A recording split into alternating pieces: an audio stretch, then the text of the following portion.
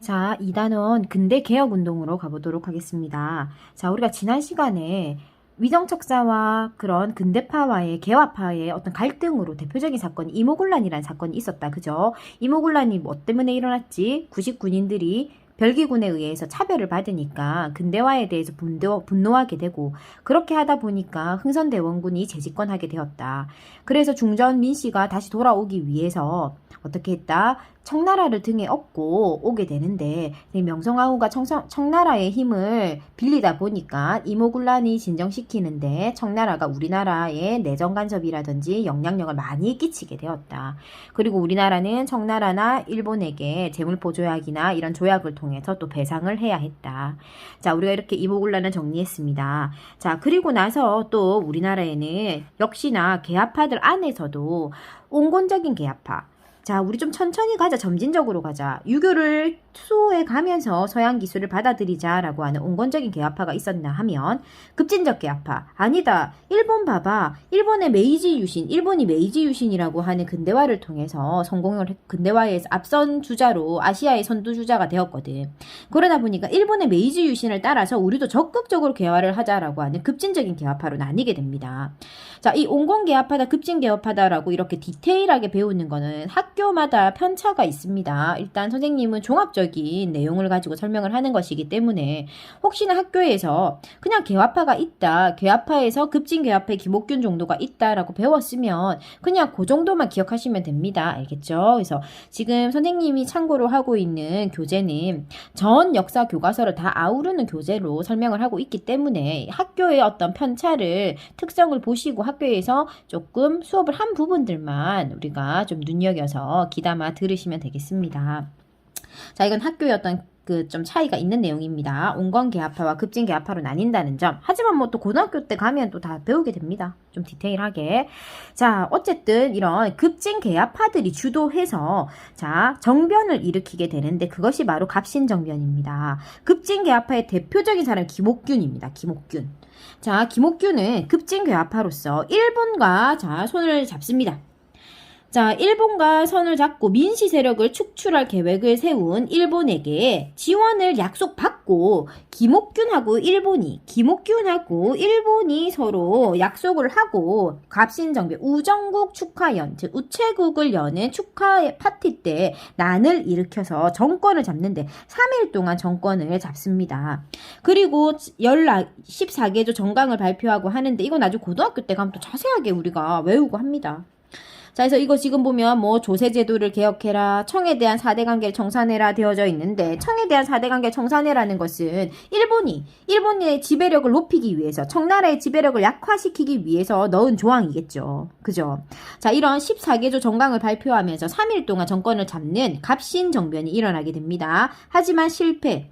청나라 군대가 이미 이모군란 때부터 들어와 있었기 때문에 청군의 개입으로 실패하게 되고, 결국은 우리는 또 일본한테도 배상금을 물어주고 청나라한테도 배상금을 물어주게 되는데, 지금 보면 한성조약으로 인해서 조선과 일본은 또 배상금을 지불하는데, 갑자기 일본이 왜 튀어나왔는지 궁금해야 된다. 그죠? 자, 김옥균이 일본이랑 내가 이렇게 합작을 해서 난을 일으킨 거다라고 하니까, 일본이 뭐라노, 억울하다, 우리는 상관이 없다, 김옥균 혼자 단독을 한 거다 하고 발을 빼면서 오히려 야, 너네 나한테 이렇게 억울하게 했으니까 배상금 지불해줘 한 거야. 또라이지, 그지? 자, 그래서 한성조약을 우리는 어쨌든 일본이랑 체결한다. 그리고 눈여겨볼 만한 게, 청나라하고 일본이 텐진 조약이라는 걸 체결합니다. 이 조약 때문에 결국 나중에 청일 전쟁이 일어나게 됩니다. 자, 이 조약의 내용이 뭐냐면은, 자, 들어보면 어이없다. 청나라하고 일본이 서로 야, 너네 조선에다가 군대를 파병할 때는 우리 서로 연락해주자 하고 자기네들끼리 조약을 맺은 거야. 그러니까 일본 입장에서는 청나라를 견제하려고 조약을 맺은 거고, 청나라 입장에서는 또 일본을 견제하려고 조약을 맺은 거지. 우리를 사이에 두고 서로 먼저 식민지 만들려고. 자, 이런 텐진 조약을 갑신정변 때 맺게 됩니다. 자, 갑신정변의 어떤 의의를 굳이 꼽자면 근대국가 건설을 목표로 한 최초의 정치적 개혁 운동이다라고 되어져 있는데, 그냥 최초다라는 데만 의미를 두는 거고, 한계점은 뭐다? 급하게 위에서부터의, 일본에 의존한 위에서의 개혁이다. 위에서부터의 개혁. 즉, 백성들의 동의나 일반적인 국민적인 감성의 어떤 동의를 얻지 못한 그런 위에서부터 일본에 의존한 개혁이다. 그래서 실패. 자, 그래서 갑신정변 그렇게 정리할 수 있겠습니다. 자, 그 다음에 거문도 사건이 있었대요. 거문도 사건은 뭐냐면 한번 보고 갑시다. 시험에 잘 나옵니다. 자, 영국이 우리나라 거문도를 불법적으로 1년 정도 점령을 했었어. 그랬는데 우리나라 그걸 몰랐던 거야. 영국 뭐 하려고 조선에 또 왔느냐?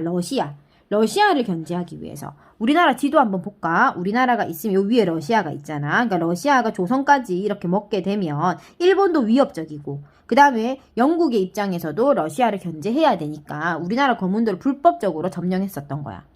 자, 하지만 이제 청나라가 중재를 해서 그냥 전쟁 없이 무사히 철수하게 되는 사건이 거문도 사건이야. 그러니까 사건은 크게 별건 아니지만 이 거문도 사건을 통해서 조선을 중립화하자. 아무도 조선을 건들지 말자. 그냥 조선을 타이처럼 중립화시키자라고 제안이 나오기도 했었어요. 그때 중립화되었으면 참 좋았을 텐데 그렇게 되지 못했다. 그죠? 자, 어쨌든 이런 또 거문도 사건도 우리가 알 수 있었다. 좀 전에 한 거 뭐다? 갑신정변. 갑신정변은 급진개합파 김옥균과 일본이 일으켰다. 우정국 축가연 때 일으켰지만 3일 전화로 끝났고, 의의는 최초의 정치개혁운동이지만 한계는 일본에 의존한 개혁이었기 때문에 국민적 동의가 없었다. 거문도 사건은 조선을 둘러싸고 서양 열강들, 영국이 거문도를 침략한 사건이지만 이 사건을 통해서 서양 열강들 사이에서 조선을 중립화하자라는 주장이 있었다. 거기까지 딱 그거 포인트. 자, 이제 중요한 거 나옵니다. 동학농민운동. 너무 중요하다. 시험에 무조건 나온다. 그리고 얘는 수능에도 단골 손님이다. 왜? 우리나라 역사상 최초의 시민운동이다. 마지막 시민운동이고. 그래서 이 동학농민운동은 시험에 안 나올 수가 없습니다. 그러니까 동학농민운동 너무 중요한 내용이다. 자, 동학농민운동을 순서가 중요합니다. 안에 디테일한 내용들도 중요하긴 하지만 아직 중학교 과정에서는 그렇게 막 디테일하게 나오진 않거든. 그렇기 때문에 우리가 순서하고 좀 중요한 단어 몇 가지들 좀 보고 가겠습니다. 자, 동학농민 왜 일어났냐 하면 우리나라 이제 청나라하고 일본이 경제적인 수탈이 굉장히 좀 심했어. 그래서 쌀을 많이 빼앗겼단 말이지. 그러니까 농민들이 살기가 너무 힘들었어. 그래서 농민들이 이제 막 봉기를 하고 먹고 살기 힘들다, 사람 좀 살자 하고 외치고 있었어. 그래서 정부에서는 아무도 그런 목소리를 받아주지 않았어. 그때 함경도와 항해도의 좀 정상적인 어떤 정신 상태가 박혀있는 지방간들이 있었나 봐. 그래서 이 사람들이 우리는 일본에게 쌀을 주지 않겠다. 우리나라 백성들도 먹고 살기 힘든데 일본으로 수출하지 않겠다. 곡식의 유출을 방지하는 영을 내린 거야. 잘한 거지. 그지? 이렇게 방공령을 발표했는데 국가에서 그 일본이 어떻게 했겠노? 이거 봐 하면서 방공령 발표해서 우리 손해봤어. 너네 또 나한테 배상금 물어줘야 돼 하고 막 이래 했겠지. 그지? 그러니까 일본에 배상금 지불했대. 방공령을 발표하고 일본에 배상금을 또 지불한 거야. 그러니까 그런 모습을 농민들이 보면서 야, 국가가 농민을 보호하지 않는구나. 국가가 일본보다 더 힘이 약하구나 하는 걸 생각했어. 그래서 나를 보호할 사람은 국가가 아니다. 나를 보호할 사람은 나밖에 없다. 우리 농민들이 뭉쳐야 된다라는 생각을 가지게 된 거야. 그래서 그 농민들이 뭉치게 되는 구심점이 바로 동학이라고 하는 종교가 된 거지. 우리가 기억력이 좋은 사람들은 우리가 2학년 때 그 동학에 이제 대해서 잠시 배운 적이 있었어요. 최재우가 만들었고, 그다음 우리나라 전통적인 종교고, 결국 박해를 받았다. 그런 것들을 배운 적이 있습니다. 근데 그게 동학이 다시 이제 이런 외세의 침략에 맞서서 농민들이 스스로 자구책으로 스스로를 보호하기 위한 방법으로 이제 농민들이 서로 똘똘 뭉쳐서 봉기하게 되는 계기가 된다. 자, 그래서 보훈 집회에서 탄간오리를 처벌하자라고 보훈이라고 하는 것은 지방입니다. 충청 보훈이라고 한 지역에서 농민들이 모여가지고 집회를 연 거야. 야, 탄간오리를 처벌하고 우리가 일본에게 대항해서 우리를 지키자 이렇게 된 거야. 자, 근데 그 도화선, 자, 그렇게 해서 이제 서로 집회를 했는데 결정적으로 이 사람들이 이렇게 군대처럼 확 모여가지고 탄간오리를 벌하자 하면서 낫이나 곡괭이를 들게 된 사건이 있어. 그 사건이 바로 뭐냐면, 자, 이제부터 순서 갑니다. 1. 고부농민 봉기. 자, 고부 지역에 조병갑이라는 아저씨가 있었는데 이 병갑이가 너무 부정부패한 일을 많이 벌리고 농민들을 많이 괴롭혔대. 그래서 전봉준, 녹두장군 전봉준 알죠? 그죠? 자, 이 전봉준이라는 아저씨가 병갑이 안 되겠다. 병갑이 뜨거운 맛 한번 보여주자. 이렇게 해서 자, 사발통문, 혹시 학교에서 사발통문 배운 사람 있을 겁니다. 이거 밥그릇 엎어가지고 이름 짝짝짝짝 나도 동의한다. 병가비를 갖다가 혼내자 하면서 요렇게 나와 있었던 거 사발통문이라는 거 우리 나온 적 있을 겁니다. 자, 이렇게 사발통문을 돌리고는 자, 고부에서 조병갑을 벌하기 위해서 일어나. 자, 일어나서 자, 농민군이 전주성을 점령한다. 장난 아니지, 그지? 엄청나지? 자, 황토현, 황룡천 전투에서 승리하고 전주성을 점령한다. 자, 완전 막 우후죽순으로 이 사람들이 곡괭이하고 낫을 들고도 강군에 대항해서 진짜 전쟁을 잘했던 거야. 자, 그렇게 해서 전주까지 내려오니까 정부 너무 놀랐던 거야. 정부가 청나라에게 구원을 또 요청한다. 아이고, 못났어. 자기 자국의 국민을 좀 혼내달라고 청나라한테 도움을 요청한 거야. 그래서 청나라가 지금 일본한테 원래 연락해줘야 되지. 텐진 조약으로 우리가 조약을 맺었잖아. 서로 조선의 군대를 파병할 때는 서로 전화해주자 했는데 그거 어기고 자기들이 먼저 청나라가 군대를 파병해. 자, 그래서 전주에서 우리 동학농민군하고 정부가 만나가지고 화해하는 약조를 맺어. 전주 화해하는 약조를 맺는다.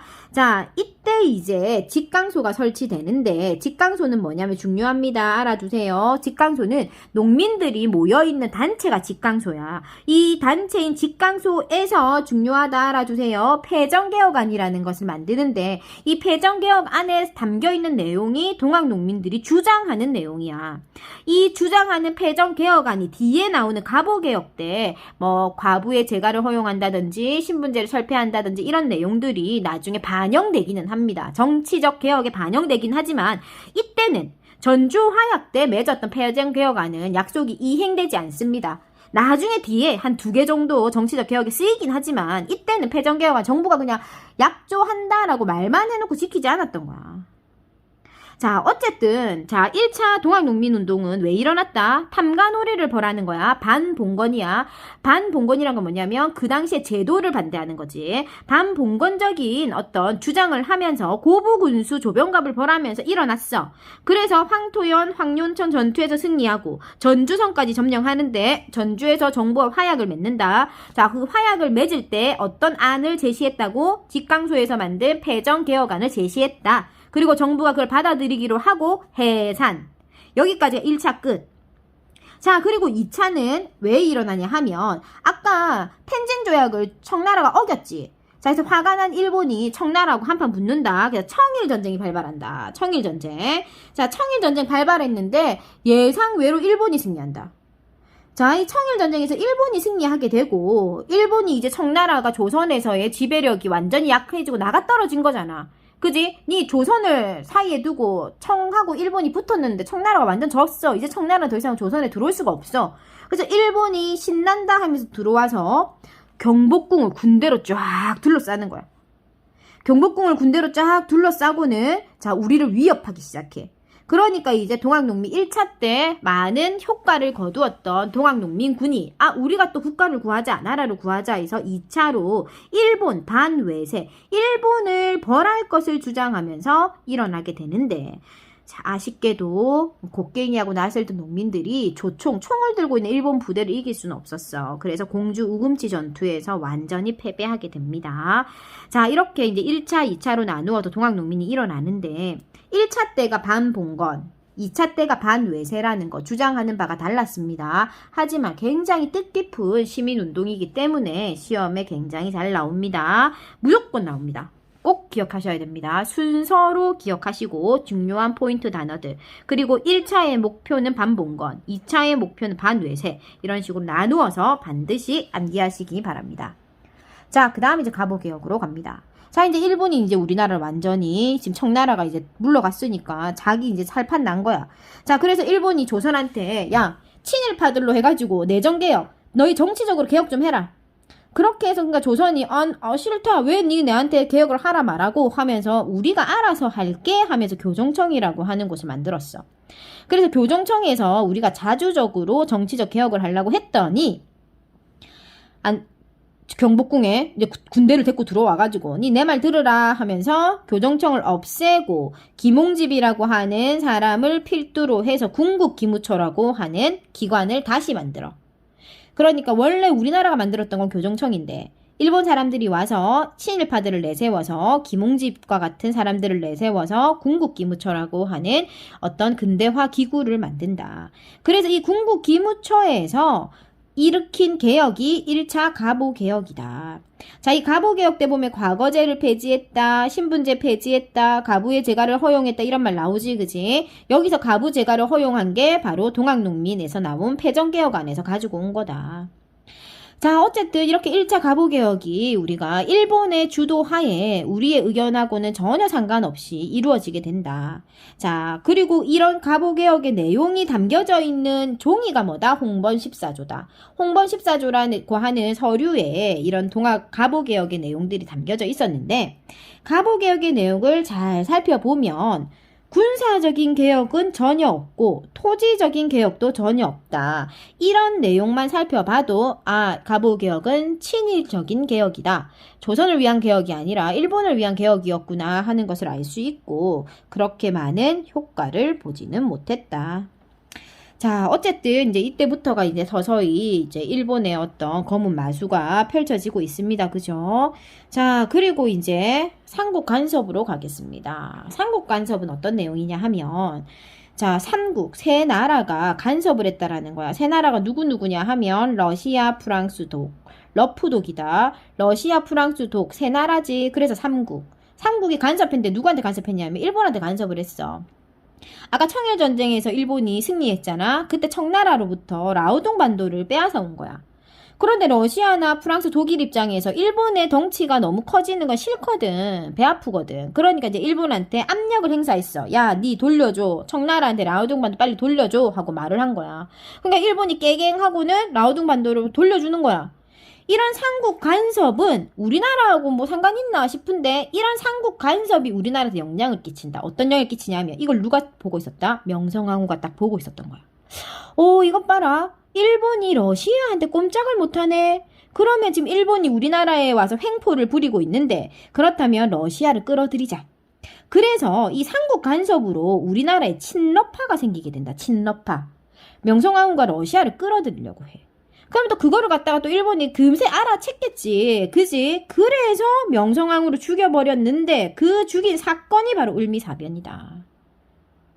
그지? 자, 그래서 을미사변이 일어났고 명성황후가 죽고 나니까 아무래도 고종이 혼자밖에 안 남았고 더욱더 입김이 더 입지가 좁아졌겠지. 그래서 또 일본이 자기들 마음대로 개혁, 또 김홍집 나왔다. 또 일본이 자기들 마음대로 개혁을 실시한다. 바로 그 개혁이 뭐다? 을미년에 일어난 개혁이다. 자, 너네 양력 사용해라. 지금 현재 우리 쓰고 있지, 그지? 그래서 양력을 쓰면서도 음력도 쓰고 있죠, 그죠? 그리고 머리 잘라라. 단발령을 주장했어. 을미개혁 내용의 핵심이지. 태양력과 단발령. 자, 단발령을 실시해라고 주장했다라는 거 봤을 때, 자, 머리를 자르는 거는 쌍놈한테 중요하나, 양반한테 중요하나? 양반한테 중요하지. 그리고 양반이 아이고 이게 무슨 소리고 머리는 부모가 준 건데 어떻게 머리카락을 자르라고 하노 내보고 쌍놈이 되라는 소리가 하면서 강하게 반발했다라는 거야. 그래서 이 단발령 때문에 을미개혁으로 나중에 나오게 될 건데 을미의병이 일어납니다. 을미의병. 을미의병을 주도하는 사람들은 대부분 어떤 사람들이었다? 유생들, 양반들이었다. 왜? 양반들은 머리 자르기 싫거든. 자, 다시 삼국 간섭으로 우리는 친러 세력이 생겼고 친러 세력을 끌어들이려고 했던 명성황후가 죽은 사건이 을미사변. 이 을미사변으로 인해서 친일파들이 조선에 정치적 공백이 생기자 친일파들이 일으킨 개혁이 을미개혁. 을미개혁의 주 내용은 태양력과 단발령. 단발령 머리 자르기 싫은 양반들이 의병을 일으킨다. 을미의병. 을미의병의 원인은 두 가지였겠지. 명성황후 씨의 사건이 을미사변과 단발령 때문에 을미의병이 일어나게 됩니다. 자, 이렇게 이제 나라가 우중충해지니까 아이고 고종이 러시아 공사관으로 도망을 갔다. 고종이 정치적인 어떤 생명의 위협을 느끼고 러시아한테 도와줘라고 하면서 러시아 공사관으로 도망을 간 사건이 아간파천이다. 러시아 관청으로 임금이 떠났다. 자, 지금 궁궐이 비었지. 그지? 아니, 왜 떠났을까? 자, 궁궐이 비었어. 그러니까 비어있으니까 온갖 친일파들이 고종의 어떤 도장이나 아니면 어떤 그런 고종의 어떤 정치적인 행위를 대신해서 각종 이권들, 우리나라의 지하 강산이라든지 탄광이라든지 철도 부설권이라든지 이런 것들이 열강들이 들어와가지고 다 따간다. 저거들 마음대로 다 가져가게 되는 사건이 이제 그런 사건이 일어나게 되는 원인이 된 거지. 왜냐하면 궁에 왕이 없으니까. 그죠? 답답하죠? 자, 어쨌든 우리 아간 파천까지 지금 설명했고 앞에 배웠던 가부개혁과 을미개혁의 한계와 의의를 볼 건데 아까 선생님 말했지 군사제도와 토지제도에 대한 개혁이 없었다라는 거. 왜? 군사제도에서 우리나라한테 신식 무기를 지어줄 이유가 없다. 왜냐면 지어주는 순간 일본에게 향할 거니까. 그러니까 일본이 하는 개혁이었기 때문에 군사제도 없었고 토지제도 없었다. 자, 의의를 굳이 뭐 찾자면 조선에 뭐 근대화에 기여했다 되어 있는데 뭐 그제 의의가 있겠나? 무슨 의의가 있겠노? 자, 독립협회 사건으로 가보자. 자, 독립협회를 가볼 건데, 자, 독립협회는 어떤 일을 했냐 하면, 아까 고종이 러시아 공사관으로 도망을 갔다 했잖아. 그치? 그러니까 고종이 러시아 공사관으로 도망을 가니까, 이제 좀 지식인들이, 배운 사람들이 등장해서, 자, 고종에게 돌아올 것을 요구한다. 궁궐로 돌아와라. 그래서 돌아와서 뭔가 국가를 위해서 개혁을 하자라고 주장하는데, 자, 그런 단체를 독립협회라고 합니다. 그래서 독립협회 만든 사람이 누구다? 서재필. 자, 약간 화면이 지금 좀 뿌연 것 같다, 그치? 자, 그래서 서재필이 중심이 되어서 독립협회라고 하는 단체를 만들었고, 독립협회가 처음으로 했던 활동이 이제 아간파천으로 궁궐을 떠난 이제 고종에게 황궁을 요구하게 되는 것이 첫 번째 한 일이다. 그 다음에, 자, 또 어떤 일을 했는지 보자. 자, 그리고 나서 한 일은 독립문을 건설했고, 그 다음에 만민공동회를 개최했는데, 만민공동회라는 것도 시험에 잘 나옵니다. 만민공동회라는 건 뭐냐면, 독립협회 시험에 나옵니다. 당연하겠지, 그지? 자, 이 만민공동회는 토론회라고 생각하면 된다. 자, 백성들이 먹고 살기 힘들잖아, 농민들은. 그러니까 국가에서 지금 나라에서 무슨 일이 일어나는지 잘 몰라. 일본이 우리나라에 어떤 정치적인 어떤 만행을 저지르고 있는지 잘 모르는 거지.